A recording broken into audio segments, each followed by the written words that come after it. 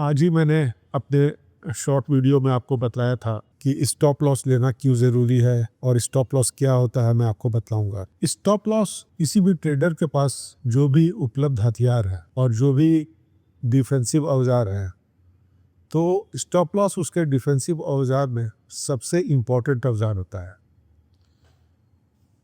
आप अगर timely stop loss ले लेते हैं तो आप एक बड़े लॉस से बच जाते हैं, और अगर आप टाइमली स्टॉप लॉस नहीं लेते हैं तो आपको बहुत बड़ा लॉस हो सकता है। और कभी कभी ऐसा होता है कि आपका पूरा ट्रेडिंग पोर्टफोलियो ही खाली हो जाए, आप पूरे के पूरे लूट जाइए। और ट्रेडिंग शायद इसीलिए इतना ज़्यादा खतरनाक है, और कहा जाता है कि नए लोगों को इसमें नहीं आना चाहिए। बिना सीखे बिना समझे ट्रेडिंग करनी नहीं चाहिए। खास करके मैं जिस तरह का ट्रेड करता हूँ और जिस प्रोडक्ट के हूँ, यानी कि फ्यूचर्स एंड ऑप्शंस, और वो भी बिटकॉइन में, तो ये नए लोगों को सलाह इस काम के लिए तो नहीं दी जा सकती है। आप बहुत सीजनड हो गए हैं, काफ़ी दिनों से ऐसा कर रहे हैं, तभी आप ये काम कर सकते हैं। बहुत से लोग मुझसे पूछते हैं, मुझसे जानना चाहते हैं कि कैसे करते हो बताओ, बट मैं किसी को नहीं बतला पाता हूँ, इसलिए कि वो घंटे 2 घंटे में किसी को बतला करके आप किसी को इस तरह का ट्रेड नहीं करवा सकते। अगर कोई करना चाहता है तो वह अल्टीमेटली लॉस ही करेगा, और काफ़ी काफ़ी बड़ा लॉस करेगा। तो अब बात स्टॉप लॉस पे मैं करता हूँ। मैं आपको बतलाया कि मैं कल मेरी उंगली काटने की नौबत आ गई थी और मैं नहीं काटा, और कलाई भी काटना था, नहीं काट पाया, और हाथ भी काटना था, तो फाइनली मैंने अपना हाथ काटना ही उचित समझा। दरअसल कल मैं एक शादी में गया हुआ था, आपके दोस्त की शादी में, यशवंत नाम है उसका, उसकी बेटे की शादी थी, और वहाँ सारे स्कूल के फ्रेंड लोग आए हुए थे। क्लास 1 से हम लोग साथ पढ़े हुए दोस्त लोग, यानी कि लगभग 50 साल पहले हम लोग दोस्त हुआ करते थे और आज भी दोस्त हैं। तो हम लोगों का जब हम लोग एक साथ जुटते हैं तो वहाँ वाइब भी कुछ अलग होती है, और सब लोग मस्ती के माहौल में रहते हैं। कल रात में लगभग 8 बजे का वक्त था और बारात आने में लगभग कुछ देरी थी। तो मैं मोबाइल निकाला, और एक बार तो ट्रेडिंग अपना पोर्टफोलियो पोजीशन देखना ही पड़ता है, और ख़ास करके जब आप बिटकॉइन जैसे प्रोडक्ट में हैं जो कि 24 घंटे काम करता है, उसी दिवाली संडे मंडे कुछ भी नहीं काम देखता है। तो मैंने अपना पोर्टफोलियो देखा और ट्रेडिंग पोजीशन देखा, और वो बुरी तरह से ब्लीड कर रहा था, लहूलुहान हो रहा था। और ये सब जो कुछ भी हुआ था वो अचानक हुआ था। वो मैं घर से निकला था तो डिफेक्ट निकला था, वो सब कुछ ठीक ठाक था। और देख कर के आप परेशान तो एक बार हो जाइएगा कि भाई आपको लॉस हो रहा है, आप महीने भर से ट्रेड कर रहे हैं और आप प्रॉफिटेबल है, और अचानक आपको लॉस हो रहा है, तो घबराहट तो होती है। मेरे सामने ही एक मेरा फ्रेंड बैठा हुआ था, उसका नाम है प्रेमचंद। उसने मुझसे कहा कि क्या बात है, परेशान दिख रहे हो।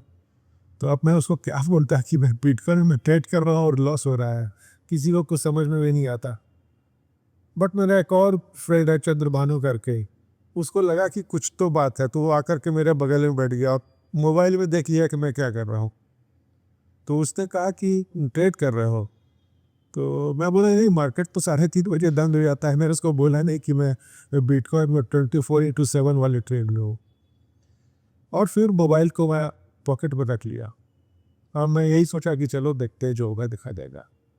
और मुझे एक पिक्चर का एक सीन याद आ गया। एक पिक्चर थी, जिंदगी ना मिलेगी दोबारा।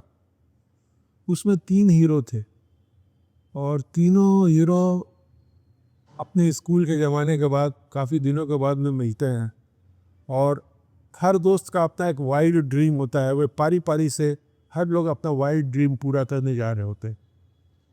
और उसी दौरान उन तीनों मित्रों में से एक ट्रेडर था। तो दूसरा मित्र जो बहुत मस्त मौला था, उसने उसके पॉकेट से, उसका हाथ से मोबाइल छीना और चलती गाड़ी में से बाहर फेंक दिया। वो ट्रेडर दोस्त काफ़ी गुस्सा हुआ, काफ़ी नाराज़ हुआ। बट बाद में हैप्पी एंडिंग हुई, और सब लोगों ने मिल करके काफ़ी अच्छे से अपने अपने वाइल्ड ड्रीम को पूरा किया। इस मूवी की जो सबसे बड़ी सीख थी वो यही थी कि पैसे कमाने से ज़्यादा ज़रूरी है दोस्ती कमाना। पैसा तो आप कमा लीजिएगा, ज़िंदगी रही तो आप पैसा ज़रूर कमाइएगा। पैसा आपके मेहनत से मिलता है। पैसा अगर देखा जाए तो मेहनत का मैल है। अगर आप मेहनत करिएगा तो पैसा तो बन ही जाएगा, लेकिन दोस्ती इसको निभाने के लिए तो आपको समय देना ही पड़ता है। तो मैंने उस दिन अपना उंगली नहीं काटा और घर आकर के जब देखा तो स्थिति इतनी गंभीर थी कि अगर मैं अपना हाथ नहीं काटता तो गर्दन तो काटनी ही पड़ती। तो मैंने अपना हाथ काटना ही उचित समझा और मुझको लॉस हुआ। लॉस इतना हुआ कि महीने भर का जो भी प्रॉफिट था वो लगभग हाथ से निकल गया। उस लगभग, चूँकि मैं सिर्फ 10,000 के कैपिटल से ही ट्रेड कर रहा हूँ, तो मुझको उस दिन 2,750 रुपये का लॉस हुआ, सिर्फ चंद घंटों में। मैंने उसको ले लिया। आइए मैं आपको दिखलाता हूँ अपने स्क्रीन पर कि अगर मैं उसको नहीं लेता वो क्या क्या हो सकता था। ये मेरे ट्रेडिंग सेटअप का पीएनएल है और आप देख सकते हैं कि कल का दिन यानी कि बुधवार 25 तारीख, ये जो आप रेड कैंडल देख रहे हैं नीचे में,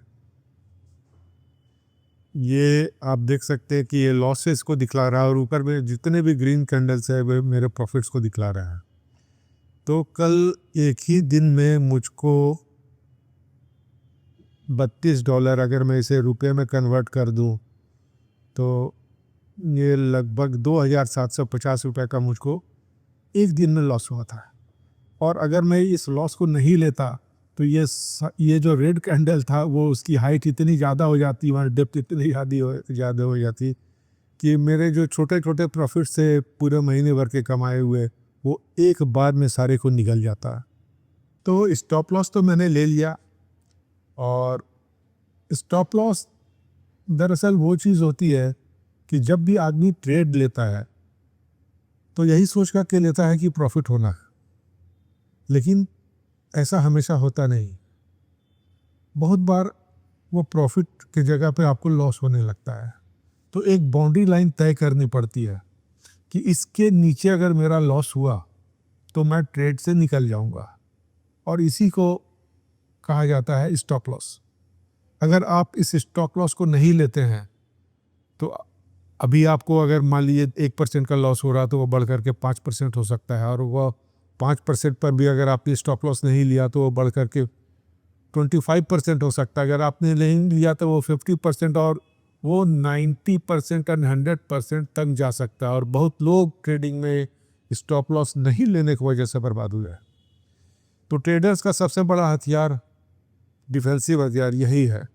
अगर आप टाइमली इसका इस्तेमाल कर लेते हैं तो आप ट्रेडिंग में लंबे टिक जाइएगा।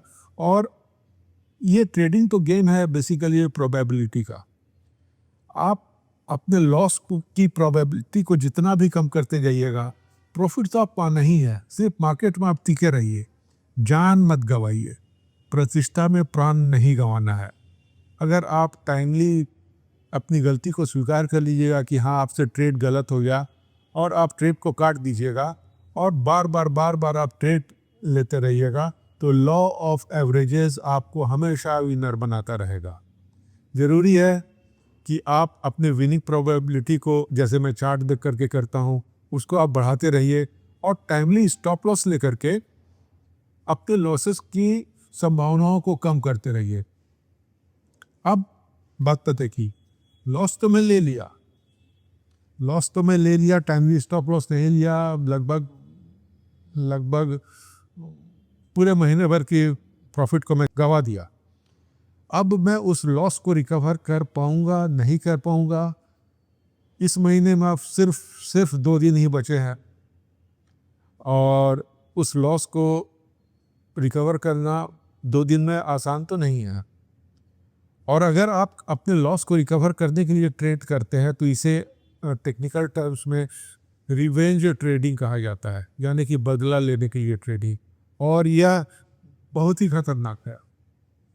तो रिवेंज ट्रेडिंग भी मुझको नहीं करना है, लॉस को रिकवर भी करना है।